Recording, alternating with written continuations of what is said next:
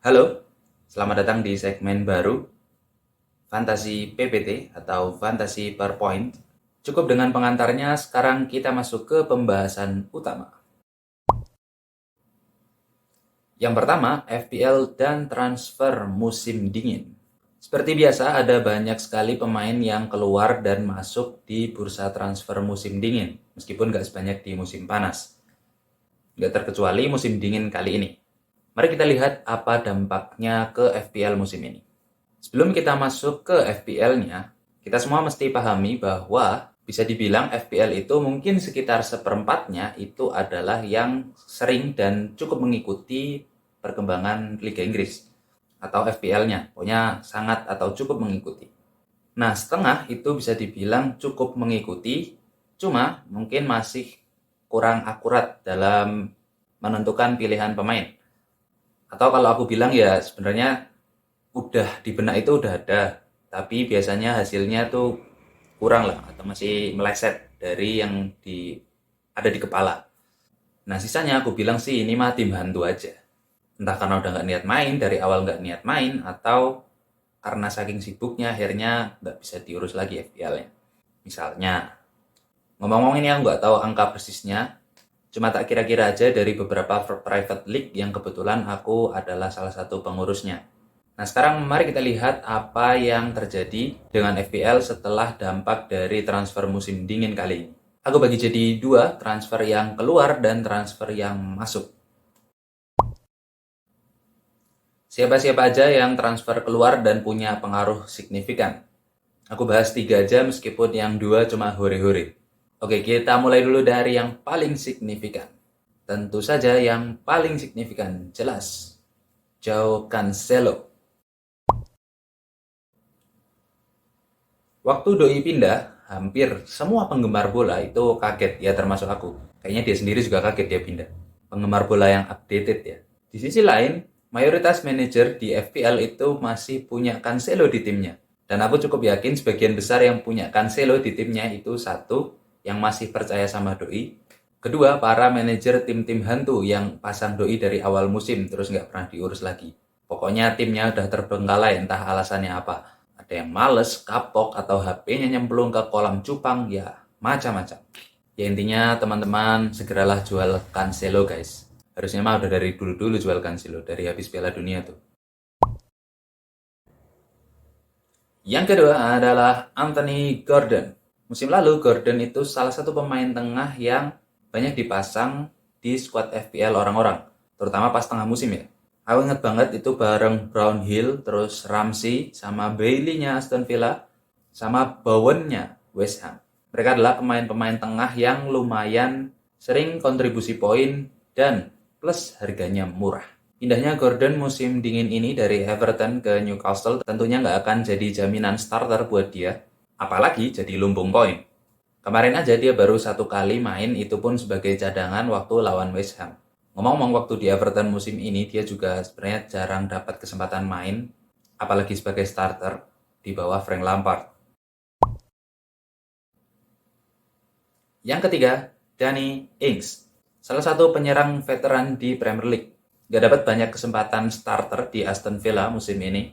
Hampir selalu jadi pilihan kedua setelah Ollie Watkins. Sebenarnya aku agak heran sama transfer ini. Yang pertama, karena Ings tuh nggak terlalu jelek mainnya di Aston Villa. Yang kedua, dari segi usia sebenarnya bagus juga buat dia untuk nggak tiap minggu bermain. Setelah Emery akhirnya ngambil alih Aston Villa, mungkin Emery nggak mau pakai Ings lagi. Akhirnya mumpung masih bisa jadi uang, dia pindahlah ke London, West Ham. Dua match pertamanya di West Ham, dia masuk sebagai cadangan terus. Mungkin juga ke depan nggak akan selalu, bahkan nggak akan jadi starter di West Ham sih menurutku. Apalagi karena West Ham juga masih punya Antonio dan Gianluca Scamacca. Tapi dengan cederanya Scamacca, nggak menutup kemungkinan Ings bakal lebih banyak dapat peluang untuk jadi starter karena dia bakal bersaing cuma dengan Antonio. Kesimpulannya sih, kepindahan Ings sama Gordon ini bakal ada pengaruhnya tentunya buat manajer-manajer yang punya mereka, yang mana itu kecil sekali. Dan aku cukup yakin nggak terlalu signifikan sih bedanya. Nih, yang punya Gordon itu 1,1% dari 8 juta manajer lebih. Terus yang punya Ings itu 1,3%. Ya nggak terlalu banyak lah mereka yang kehilangan. Toh mereka pindahnya sama-sama ke klub Premier League. Jadi nggak loss big loss kayak Cancelo. Oke, kita pindah ke bagian terakhir di video ini. Ini di depan rumah ada anak-anak SD yang baru pulang dari main bola, jadi mungkin nanti agak ada suara-suara mereka. Oke, selanjutnya aku bakal bahas siapa aja yang kedatangannya bakal punya pengaruh yang signifikan. Sekedar informasi, total ada 73 pemain yang masuk di bursa transfer musim dingin ini. Ada beberapa yang dipinjemin balik ke klubnya, kayak Malo Gusto-nya Chelsea, tapi nggak banyak, dan sementara sisanya bisa langsung main. Nah, dari 73 pemain itu, menurutku ada dua pemain yang paling perlu diantisipasi. Yang pertama, tentunya adalah Keylor Navas. Kiper veteran ini mungkin usianya udah nggak muda lagi, tapi dia punya segudang pengalaman. Sama Real Madrid, sama Paris Saint-Germain, sama Costa Rica di 3 Piala Dunia. Kualitas nggak perlu diraguin lagi. Dan dia datang dengan status pinjaman dari Paris Saint-Germain yang mana itu sangat-sangat good deal buat Nottingham Forest yang baru ditinggal cedera panjang sama kiper pinjaman mereka yang lain, Dean Henderson. Dengan datangnya Navas dan cederanya Henderson ini, aku bisa bilang dia ini jaminan starter Keylor Navas di Nottingham Forest. Cuma masalahnya ya Forest selalu kualitas pemain mereka ya cuman segitu-segitu aja. Jadi cepat atau lambat mereka tetap akan kebobolan beberapa gol lah. Intinya Navas gak akan selalu dapat clean sheet. Cuma mungkin kayak Henderson kasusnya atau kayak Pop, dia bakal bisa ngelakuin banyak saves. Meskipun di beberapa match ke belakang ya, performa Nottingham Forest ini lagi membaik. Nah, ngomong-ngomong, harga dari Navas ini juga relatif murah, cuma 4,5, yang mana ini jauh banget dibanding Nick Pope, yang sekarang adalah kiper dengan poin terbanyak di musim ini. Makanya bisa jadi opsi yang sangat menarik buat teman-teman yang mungkin belum pakai wildcard atau emang pengen transfer kiper. Apalagi di debutnya kemarin di Forest lawan Leeds United, mereka menang 1-0 dan Navas keep clean sheet. Ngomong-ngomong, pindahnya Navas ke Premier League ini udah sering aku temuin ya di simulasi, dalam bentuk simulasi kecil-kecilan di Master League PES misalnya. Entah ke tim besar atau ke tim papan tengah Premier League. Oke, lanjut.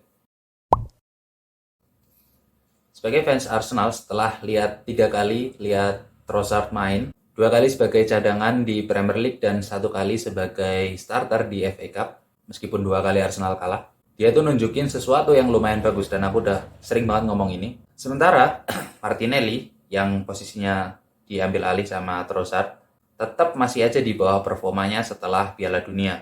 Dan kemarin setelah dikasih kesempatan lagi starter oleh Arteta di Premier League, pas akhirnya Arsenal kalah lawan Everton, Martinelli pun masih main kurang bagus lah. Jadi menurutku kemungkinan besar Trossard bakal cepat atau lambat mulai ngambil posisinya Martinelli.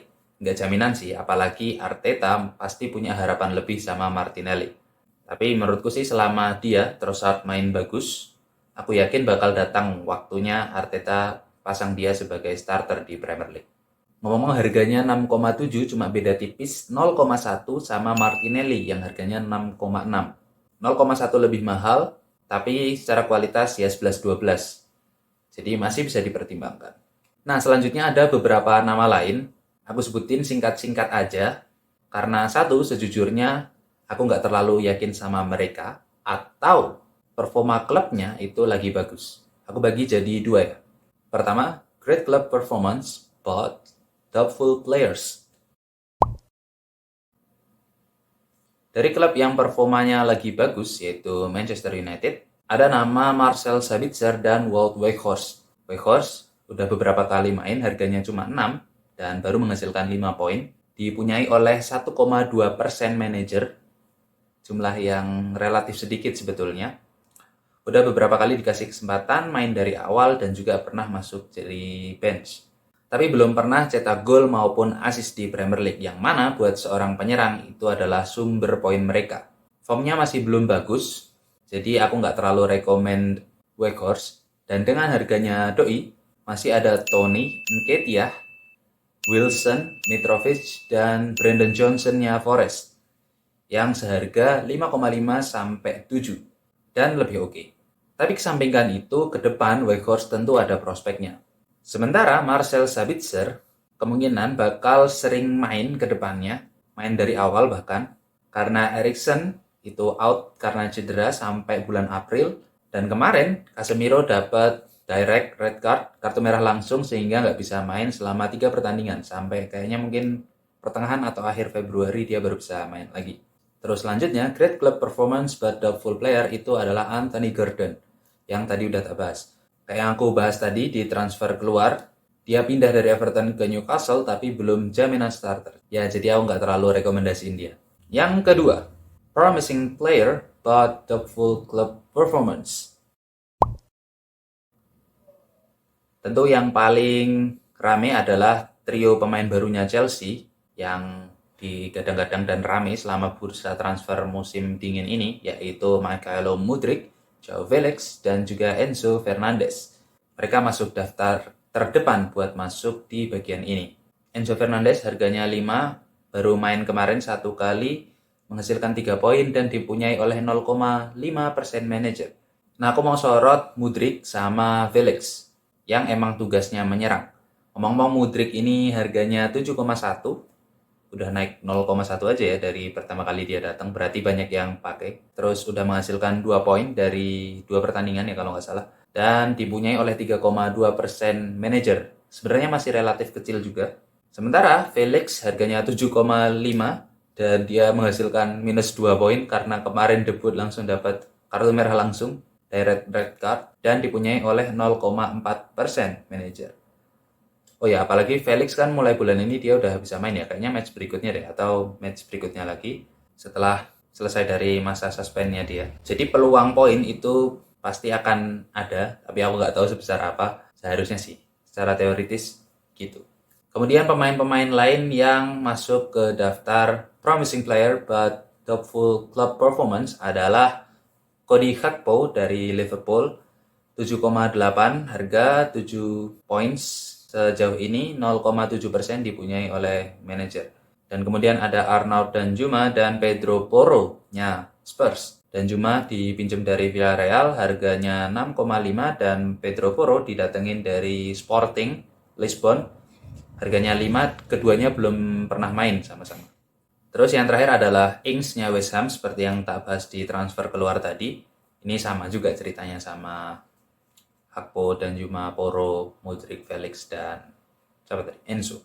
Nah, nggak ada satupun dari mereka yang bakal dapat jaminan starter. Bahkan menurutku semuanya peluangnya menjadi starter di setiap pertandingan itu masih di bawah 50%. Karena pelatih-pelatih mereka itu masih eksperimen, terutama West Ham yang lagi berusaha keluar dari zona degradasi. Dan Chelsea, Liverpool yang lagi berusaha naik ke papan atas lagi. Oke, mungkin itu dulu. Apa yang aku sampaikan ini sifatnya sangat-sangat subjektif. Boleh banget dijadiin acuan, tapi jangan salahkan aku dong kalau ternyata pemainmu remuk, timmu nyungsep. Oke, see you. Bye-bye. Klik yang kanan atas kalau mau nontonnya urut. Klik yang kanan bawah kalau mau ganti genre.